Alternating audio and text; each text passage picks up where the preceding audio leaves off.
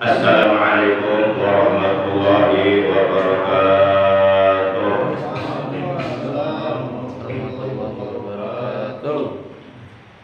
A'udzu billahi minasy syaithanir rajim. Bismillahirrahmanirrahim. Alhamdulillahi dzil jalali wal ikram. Alladzi hadana ilal imani wal islam wa akramana bi syariati nusukil haji ilal baitil haram. Asyhadu an la ilaha illallah al-malikul quddus salam wa asyhadu anna sayyidana Muhammadan abduhu wa rasuluh al-mab'usu ila jami'il anam syahadatan turdina min adabi jahannam. Allahumma shalli wa sallim wa barik ala khairil khalqi bil jismi wal maqam sayyidina wa habibina wa syafi'ina wa qurrati a'yunina wa maulana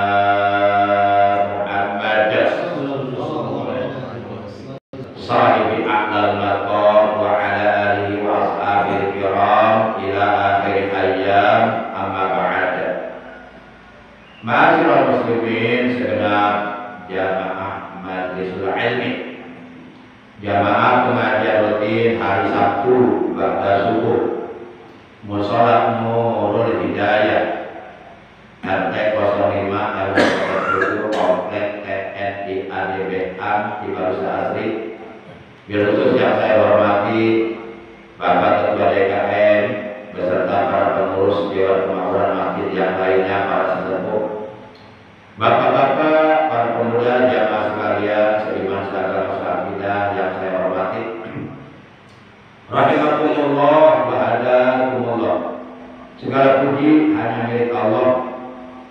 Salawat dan salam semoga dilimpahkan selalu sampai hari kiamat tiba atas panutan kita yang mulia, baginda tercinta, paduka alam, Nabi Agung, Nabi besar Muhammad Sallallahu Alaihi Wasallam beserta seluruh keluarga beliau, para sahabat beliau dan seluruh pengikut beliau. Tentunya pengikut beliau yang tetap setia kepada beliau, yang tetap cinta kepada beliau, yang tetap istiqomah menjalankan perintah-perintah beliau, mengamalkan ajaran Islam yang diajarkan oleh beliau, juga menghidupkan sunnah-sunnah beliau. Semoga kelak di hari kiamat kita semuanya yang hadir pada kesempatan pagi hari ini, juga keluarga kita, orang tua kita, paman bibi kita, kakak adik kita, anak cucu kita, saudara-saudara kita semuanya mendapatkan syafaatul ujma dari beliau. Amin ya Allah ya rabbal alamin. Ma'asyiral muslimin rahimakumullah wa hadakumullah.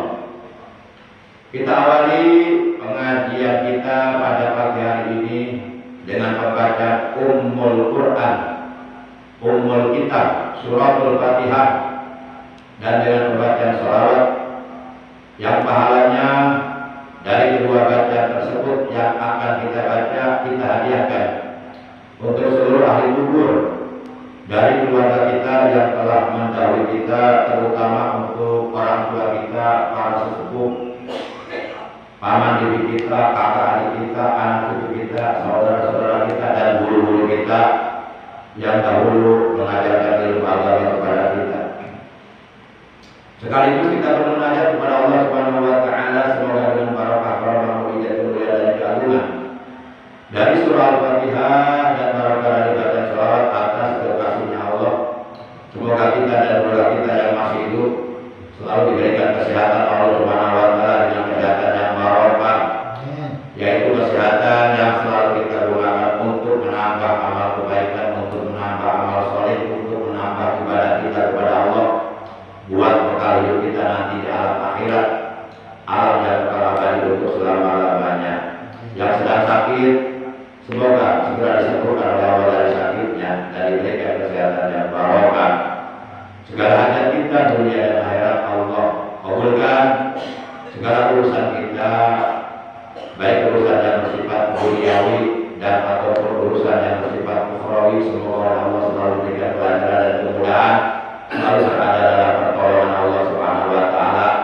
Anak cucu kita semoga Allah menjadikan anak-anak yang saleh dan salihah, yang beriman, berakhlak mulia, berbudi pekerti luhur, berguna bagi agama, bangsa dan negara, terutama bagi keluarganya.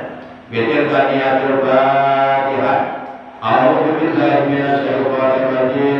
Bismillahirrahmanirrahim. Alhamdulillahirabbil alamin. Arrahmanir rahim. Maliki yaumiddin. Iyyaka na'budu wa iyyaka nasta'in. Ihdinas siratal mustaqim. Siratal ladzina an'amta 'alaihim ghairil maghdubi 'alaihim waladdallin. Rabbighfir lana wa liwalidayna.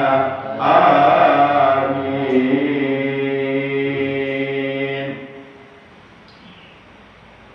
Ya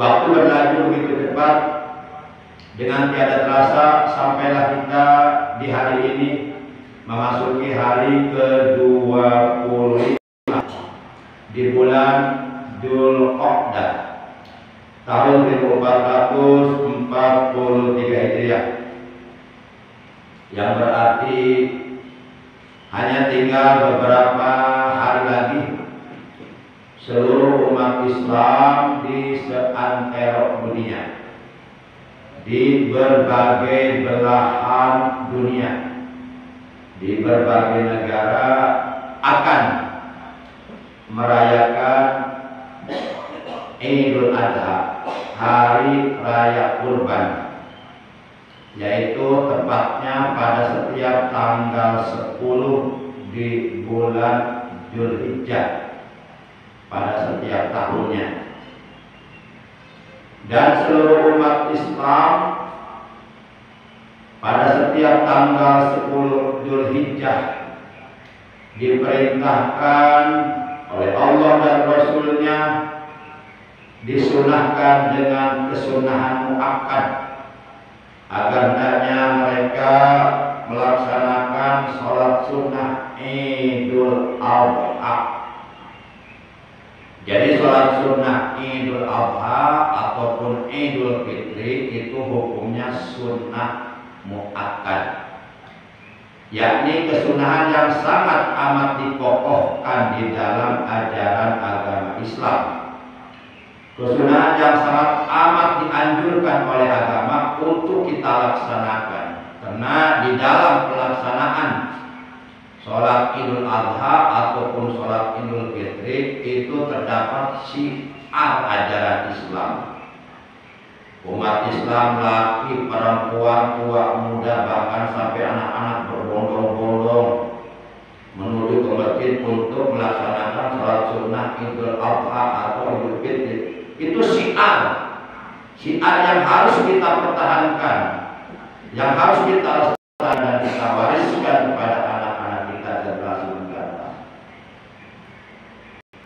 Adapun ketika kita mau berangkat menuju ke masjid dengan maksud dan tujuan untuk melaksanakan sholat sunnah Idul Adha, kita disunahkannya tidak terlebih dahulu makan di rumah. Nanti disunahkan makannya setelah kita melaksanakan sholat sunnah Idul Adha. Berbeda dengan sholat sunnah Idul Fitri.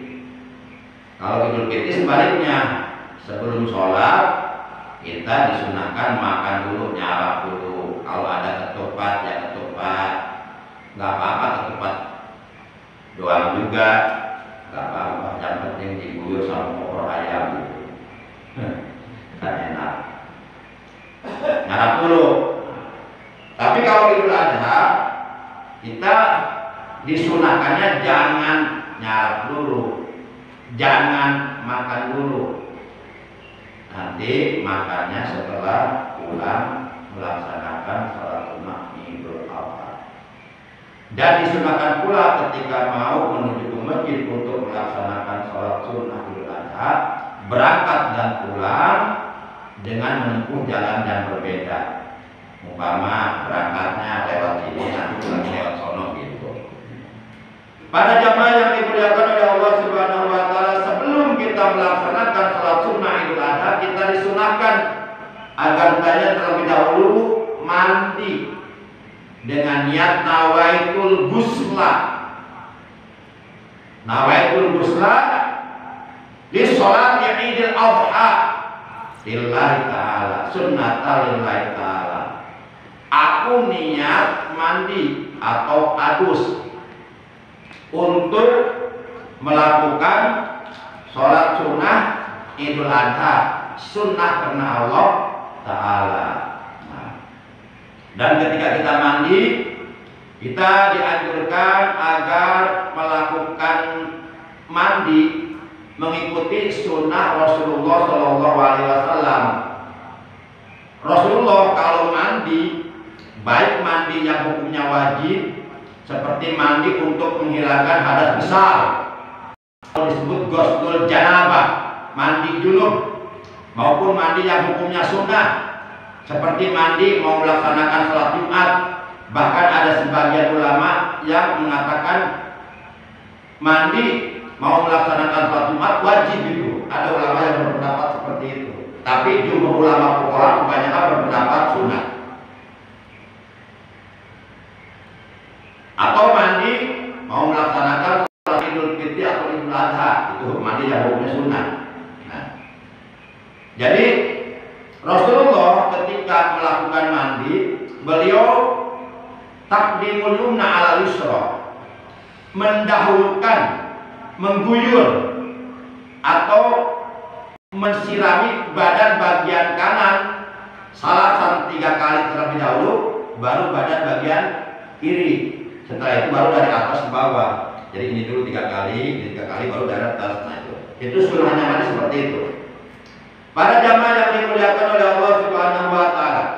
Jadi niat mandinya nawaitul ghusla lis salati Idul Adha. Jangan pakai rakaat ini. Pakai rakaat lagi. Mau salat kawin apa? Nawaitul ghusla, aku niat mandi lis salati Idul Adha, karena akan melaksanakan salat Idul Adha.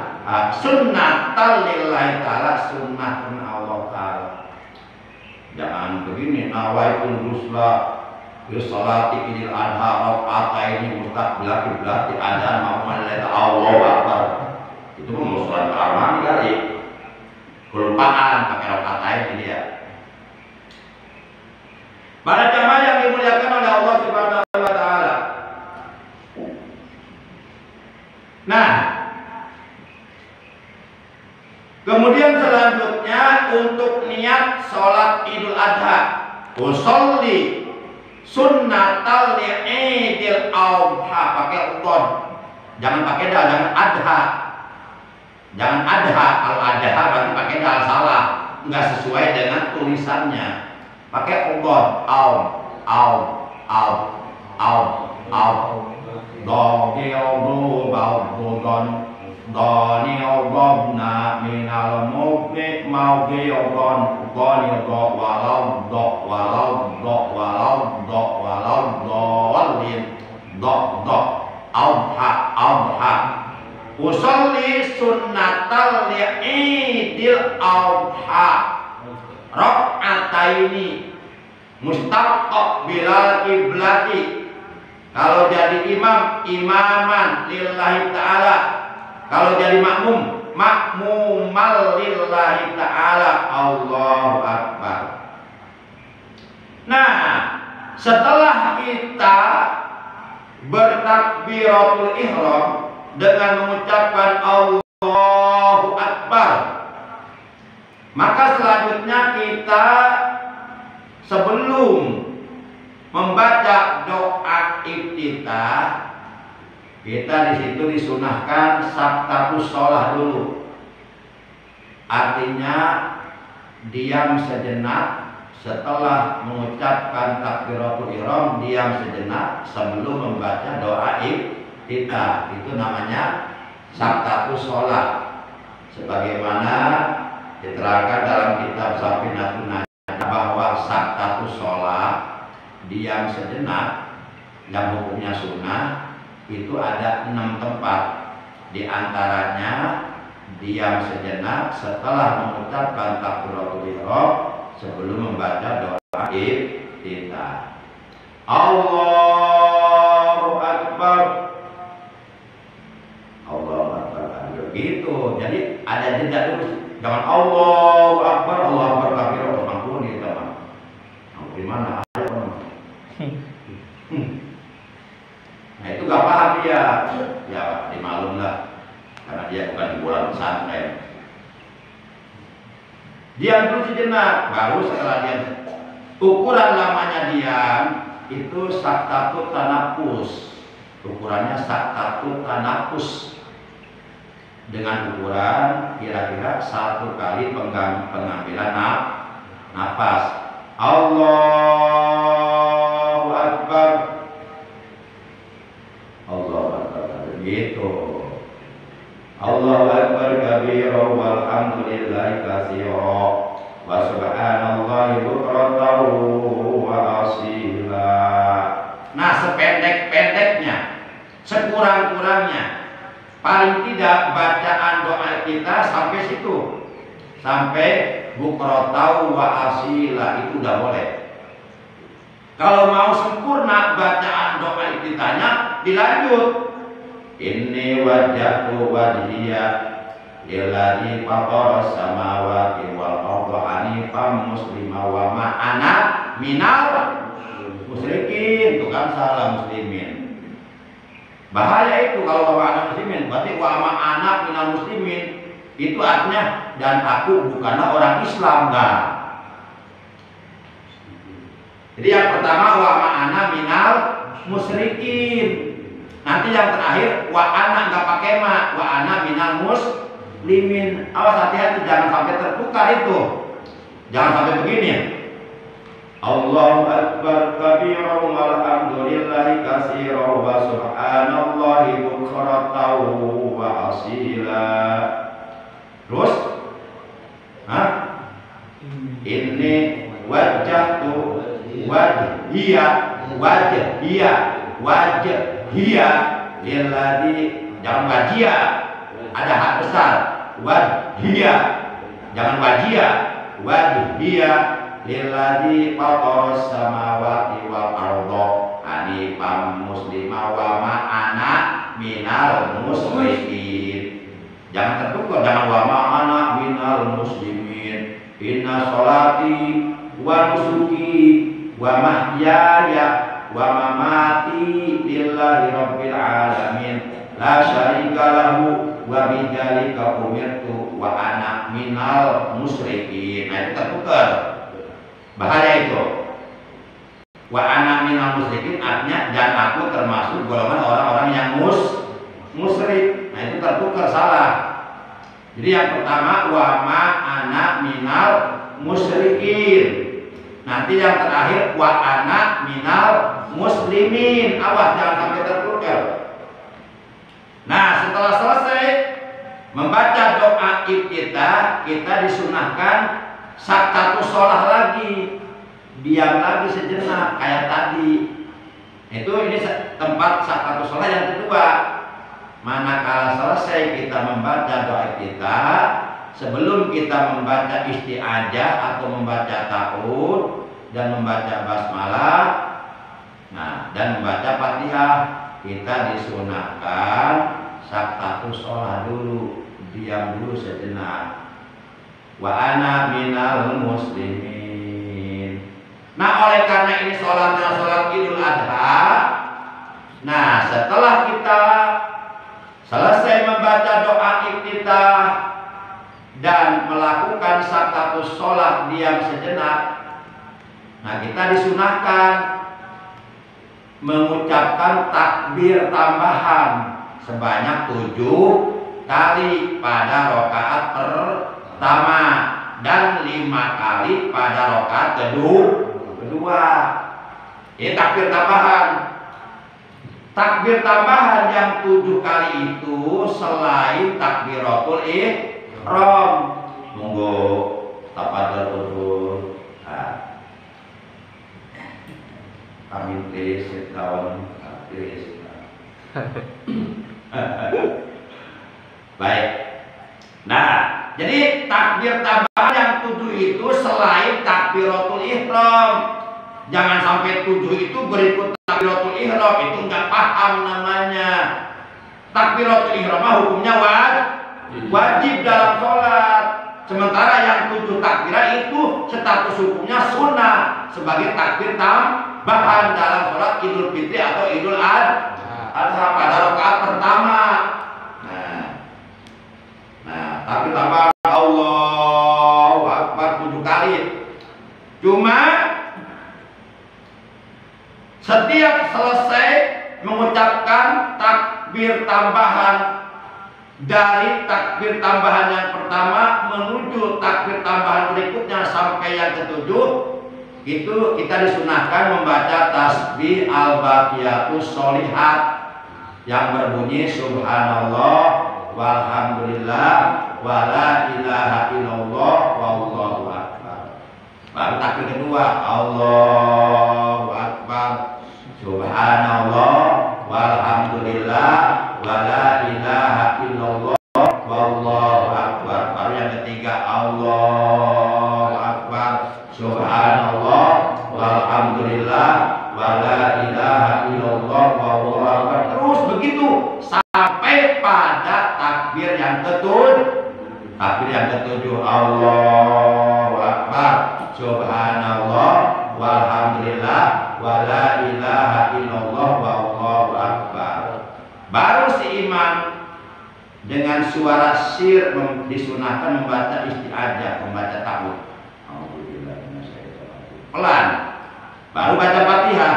Bismillahirrahmanirrahim. Alhamdulillahi rabbil alamin. Ar-Rahmanir-Rahim. Maliki yaumiddin.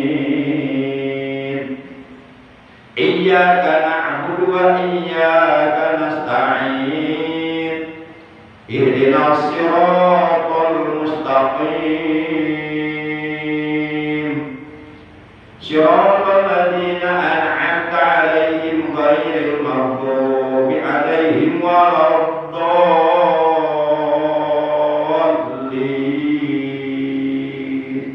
Nah, begitu waladdallin selesai, maka baik imam maupun makmum. Ya, enggak. Maka imam saja, makmum enggak, karena yang baca Fatihah imam. Maka imam disunahkan mengucapkan Rabbi firli. Nah, setelah imam selesai mengucapkan Rabbi firli, baru si makmum menjawab amin. Cuma sayangnya kadang-kadang si imam untuk mengucapkan Rabbi firli oleh makmum enggak dikasih kesempatan karena makmumnya langsung mengucapkan amin. Nah, makmumnya berarti enggak ngerti gitu. Itu sih nggak apa-apa karena statusnya sunnah saja, sunnah.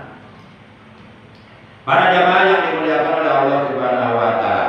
Nah, setelah selesai baca Fatihah si imam dalam salat Idul Fitri atau Idul Adha, surat yang disunahkan dibaca pilihan terakhir yang pertama surah Al-A'la sebanyak 19 ayat, yaitu Sabbihisma rabbikal a'la sampai ayat 19.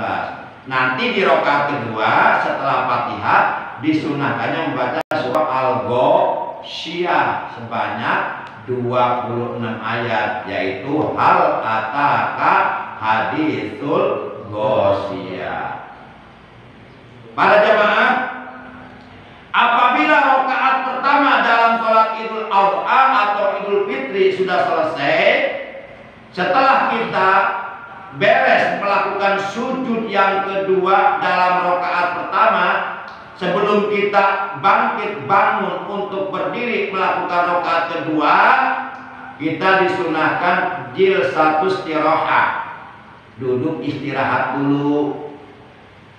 Nah, baru kita bangun Allahu Akbar, berdiri tegak untuk melaksanakan rakaat kedua.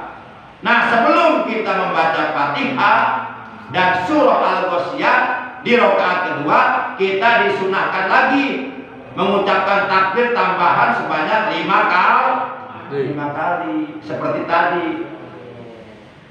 Pada setiap takbir dari takbir pertama, kedua, ketiga, keempat, kelima itu diseling dengan bacaan tasbih al-baqiyatus sholihat seperti tadi di rakaat pertama. Para jamaah yang dimuliakan oleh Allah Subhanahu wa taala. Nah, nanti apabila sholat pelaksanaan sholat Idul Adha sudah selesai, kita disunahkan menghadiri, menyaksikan, mensiarkan, meramaikan, melihat pelaksanaan penyembelihan hewan kurban, terutama bagi yang berkurbannya diperintahkan oleh Rasulullah untuk menyaksikan penyembelihan hewan kurbannya. Hal ini berdasarkan keterangan dalam sebuah hadis bahwa baginda kita yang mulia tercinta Nabi Agung Nabi besar Muhammad SAW, beliau pernah bersabda kepada Siti Aisyah, Kata beliau begini, ya Aisyah, ya Aisyah, qaddimi udhiyataki wa ashibiha. Fa inna laki bi awwali qataratin taqatur min damiha 'alal ardi ayyaghfiru laki Allah ta'ala ma salafa min dhunubiki. Faqala ya Rasulullah alana khassah am lil mu'minina 'ammah. Qala alaihi salatu wassalam bal lana wa lil mu'minina 'ammah. Jadi kata Rasulullah begini, wahai Aisyah, berikanlah hewan kurbanmu. Jadi Rasulullah kepada Siti Aisyah memerintahkan agar Siti Aisyah berkurban pada hari raya kurban, yaitu tanggal 10 Dzulhijjah dan 3 hari sesudahnya yang disebut ayyam tasrik, hari-hari tasrik, yaitu tanggal 11, 12, 13 Dzulhijjah. Berdasarkan keterangan sebuah hadis riwayat Imam Ahmad, Rasulullah bersabda, kullu ayyamit tasyrik jabahun.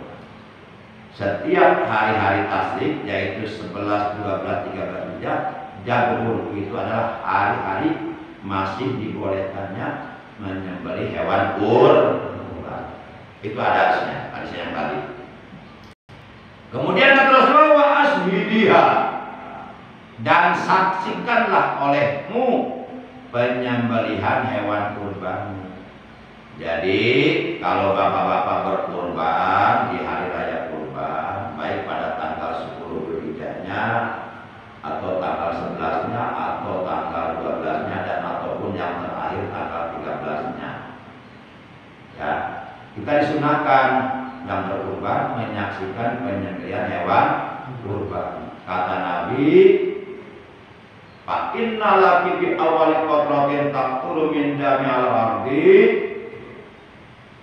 ayyaghfir laki Allah ta'ala ma salafa min dzunubiki.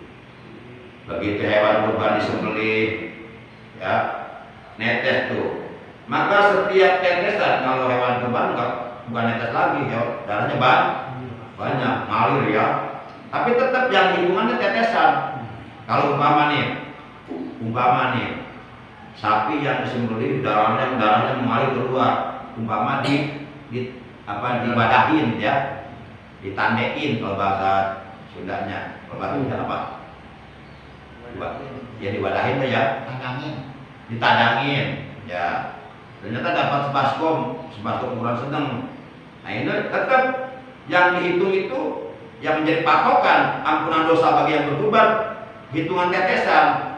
Kalau umpama misalnya darah sapi tersebut ada sebaskom ukuran sedang, dimasukkan ke dalam sebuah botol, kemudian diteteskan.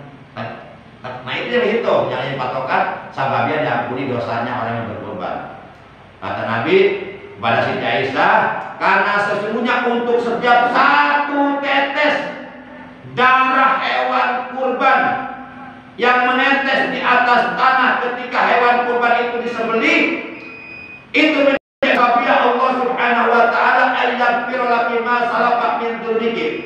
Allah akan mengampuni seluruh dosa-dosamu yang telah lalu, diampuni oleh Allah. Nah makanya kita disunahkan yang berkurban menyaksikan penyembelihan hewan kurban agar bisa melihat hewan kurbannya disembelih dan darahnya mengalir dan jatuh. Para jamaah yang dimuliakan oleh Allah Subhanahu wa taala. Baik, yang terakhir yang ingin saya sampaikan, sebenarnya masih panjang sih bahasan tentang kurban. Nggak cukup 1 jam, 2 jam, 3 jam kalau mau mah. Tapi kita kan ya komitmen lah, sebagaimana bela kita tarik sampai ya kurang lebih 1 jam lah. Baik, yang perlu saya sampaikan ini masalah takbiran ya. Kadang-kadang suka ada yang salah itu di tengah-tengah masyarakat terjadi. Hari rayanya hari raya Idul Fitri, hari raya Fitri, tanggal 1 awal, tapi tanggal 2, tanggal 3, tanggal 4 setiap sholat masih takbir aja. Nah itu ketahuan orang nggak ngerti, itu ketahuan banget itu. Nggak ngerti alias bohong. nggak mau ngaji, udah kan belum nggak mau ngaji lagi, pede lagi. Ada begitu. Nah kalau Idul Fitri mah takbiran yang dipakainya bukan takbiran muqayyad, takbiran mursal. Jadi takbiran itu ada dua macam, ada takbir mursal, ada takbir muqayyad. Kalau takbir mursal itu digunakannya, dipakainya, diterapkannya, dilaksanakannya setiap Idul Fitri tanggal 1 Syawal. Dari mulai masuknya hilal tanggal 1 Syawal pada waktu maghrib sampai sholat Idul Fitri didirikan, udah segitu waktunya. Setelah itu nggak ada takbiran lagi. Ini duhurnya takbiran, duhurnya. Habis asar takbir lagi. Belum banget tuh orang. Udah belum nggak mau ngaji lagi loh. Mikir dong. Para jamaah yang dimuliakan oleh Allah Subhanahu wa Ta'ala. Nah itu salah, itu bisa diketawain sama yang ngerti mah. Jadi kalau Idul Fitri takbir yang dipakainya takbir disunahkannya mengumandangkan takbir mursal dari mulai terbenam matahari di waktu maghrib atau dari mulai masuk tanggal 1 Syawal sampai didirikannya, dilaksanakannya sholat Idul Fitri. Setelah beres sholat Idul Fitri udah gak ada takbiran lagi. Itu untuk Idul Fitri. Namanya takbir apa tadi? Mursal. Mursal. Yang kedua takbir muqayyad. Ini perlu diterapkan, kadang-kadang ada yang begitu. Takbir muqayyad itu dipakainya, digunakannya, diterapkannya, dilaksanakannya pada setiap Idul Adha, pada setiap hari raya kurban. Disunahkannya oleh agama mengumandangkan takbir muqayyad bagi seluruh umat Islam. Itu disunahkannya dari mulai terbenam matahari pada tanggal 9 Dzulhijjah. Itu sore hari. Kalau jemaah haji mereka sudah menuju kemana tuh? Kepada Arafah untuk wukuf di padang Arafah itu. Nah kita di sini begitu terbenam matahari pada tanggal 9 Dzulhijjah atau masuk waktu maghrib, berarti sudah masuk tanggal 10 Dzulhijjah. Nah dari situ mulainya takbiran tuh. Jadi dari mulai masuknya tanggal 10 Dzulhijjah sampai terbenam matahari di waktu maghrib pada tanggal 13 Dzulhijjah. Jadi tanggal 13 Dzulhijjah ba'da asar itu masih boleh tapi ba'da maghrib nanti udah habis. Karena ba'da maghrib udah masuk tanggal 14 Dzulhijjah. Nah kita disunahkan setiap selesai sholat fardu 5 waktu tuh, dari mulai tanggal 10 Dzulhijjah, 11, 12, 13 sampai ba'da asar terakhir, itu kita masih disunahkan mengumandangkan takbir pada hari raya kurban. Jangan terbalik, Idul Fitri takbiran hari, Idul Adha cuma sehari doang. Nah itu terbalik. Masya Allah, itu sungguh memalukan kalau ada orang seperti itu. Ketahuan banget cara ngajinya, ketahuan banget tuh, nggak pernah ngajinya, kuper, kurang pergaulan. Para jamaah yang dimuliakan oleh Allah Subhanahu wa Ta'ala. Dan kalau kita mau mengumandangkan takbiran, baik takbiran Idul Fitri, takbir mursal maupun takbiran Idul Adha, takbir muqayyad. Oleh karena mengumandangkan takbiran pada hari raya Idul Fitri atau Idul Adha itu perintah Allah. Ada dalam Al-Quran, walitukabbirullaha ala ma hadakum wa la'allakum tashkurun. Surat apa coba itu? Surat 2 Al-Baqarah juz 2 ayat 183 184. Al-Baqarah itu ayat 186 kalau salah. Walitukabbirullaha ala ma hadakum wa la'allakum tashkurun. Walitukabbiru, dan hendaklah kalian mengumandangkan takbiran di malam Idul Fitri dan di malam Idul Adha. Walitukabbiru, dan hendaklah kalian mengumandangkan takbir, mengagungkan Allah kepada Allah, ala ma hadakum, atas apa yang telah Allah tunjukkan kepadamu, wala'allakum tashkurun, agar kamu menjadi orang-orang yang bersyukur. Oleh karena takbiran baik dalam Idul Fitri dan ataupun dalam Idul Adha hukumnya sunnah, berarti ibadah. Kalau ibadah wajib didasari niat. Sebelum kita mengumandangkan takbiran, kita niat dalam hati. Begini niatnya, bismillahirrahmanirrahim, aku niat bertakbir mengagungkan Allah karena Allah. Jangan langsung takbiran tanpa niat. Jadi capek-capek takbiran 1 jam 2 jam sampai semalam suntuk takbir, tapi dari awal niat. Khawatir nanti sia-sia.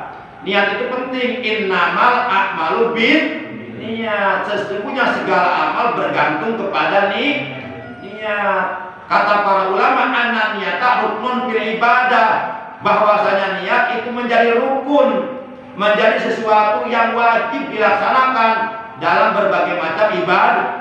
Takbiran itu ibadah karena diperintahkan oleh Allah. Oleh karena takbiran itu ibadah, maka wajib sebelum kita mengumandangkan takbiran dalam Idul Fitri atau Idul Adha, baik takbiran mursal atau muqayyad, maka wajib didasari niat dalam hati. Aku niat mengumandangkan takbir mengagungkan Allah yang Maha Agung karena Allah. Insya Allah jadi ibadah. Ini udah capek-capek takbiran semalam suntuk, mau Idul Fitri nggak tidur, sampai doer-doer, sampai pura-pura nangis. Kita kenapa lu nangis? Belum beli baju. Coba kan. Para jamaah yang dimuliakan, itu mengenai takbiran. Jadi jangan sampai tertukar antara takbir mursal dengan takbir muqayyad. Jadi takbir mursal itu diterapkannya, dipakainya, digunakannya, dilaksanakannya dalam Idul Fitri. Kalau takbir muqayyad dalam Idul Adha, jangan sampai tertukar. Demikian, oleh karena sudah habis waktunya. Sebenarnya masih banyak yang ingin saya bahas masalah kurban, diantaranya supaya hewan kurban yang kita kurbankan atau supaya kurban yang kita laksanakan sempurna dan diterima oleh Allah, maka kita diperintahkan agar berkurban dengan hewan kurban yang sempurna. Hewan kurbannya baik kambing atau sapi atau kerbau atau domba atau unta yang sempurna. Kalau kan hewan-hewan yang boleh dijadikan kurban atau hewan-hewan yang boleh digunakan untuk berkurban, pertama do'en. Apa do'en? Do'en itu bahasa Arab, artinya domba. Domba juga nggak semua domba, tapi domba yang umurnya sudah mencapai 1 tahun lebih atau sudah musinnah, sudah berganti gigi. Kalau kata orang Sunda sudah cuplak. Kalau dombanya belum mencapai umur 1 tahun, itu dipakai kurban nggak sah. Ini syarat-syaratnya kurban. Kalau pakai dombanya yang sudah berumur 1 tahun lebih atau musinnah, yang sudah berganti gigi. Kalau kambing, sapi, kerbau itu yang sudah berumur 2 tahun lebih. Tapi kalau kurbannya pakai unta, kalau kambing kan gonamun, kalau sapi bakorun, kalau kerbau jamusun. Nah kalau unta ibilun atau jamalun. Nah kalau di Arab kan kurbannya pakai ibilun, pakai unta. Karena di sana kebanyakan unta, walaupun di sana domba juga ada. Gitu. Nah kalau pakai unta kurbannya, maka disyaratkan untanya yang sudah berumur 5 tahun lebih. Gitu. Itu ditinjau dari usianya hewan kurban yang memenuhi syarat untuk dikurbankan. Jadi sebenarnya masih banyak lah yang perlu dibahas tentang kurban. Dan kata Nabi, jangan berkurban dengan hewan kurban yang cacat, enggak soh. Seperti hewan kurbannya enggak ada ekornya, buntut, enggak ada ekornya, atau matanya picak, atau telinganya cacat misalnya, enggak ada satu, atau kurus banget, kurus kering kerontang. Jadi nggak bergaji, nggak ada dagingnya, begitu disembelih tulang melulu. Jadi fakir miskin disuruh makan tulang. Nah, jadi kata Nabi, "Azimu do'ayakum fa innaha 'ala siratim maqadakum." Muliakanlah hewan kurban. Maksudnya janganlah kamu berkurban dengan hewan kurban yang cacat. Jadi hewan kurban yang mulia, hewan kurban pilihan, yang gemuk, yang sehat, yang banyak dagingnya. Karena itu akan jadi kendaraan kita nanti di akhirat ketika kita akan melintas di atas sirat, di atas jembatan gawat darurat menuju ke surga. Kata Nabi, "Fa innaha 'ala sirati maqadakum." Karena sesungguhnya hewan kurban itu di atas sirat itu akan menjadi kendaraan buat kamu. Jadi yang sudah berkurban berarti sudah punya kendaraan menuju ke surga. Yang belum, ya nebeng lah, bonceng, padahal ikut dong, enggak. Nah, baik, para jamaah demikian kita tutup bacaan, kita tutup taklim kita pada hari ini dengan ucapan hamdalah. Alhamdulillahirabbil alamin. Subhanallahumma wa bihamdika asyhadu an la ilaha illa anta wahdaka la syarika laka astaghfiruka wa atubu ilaik.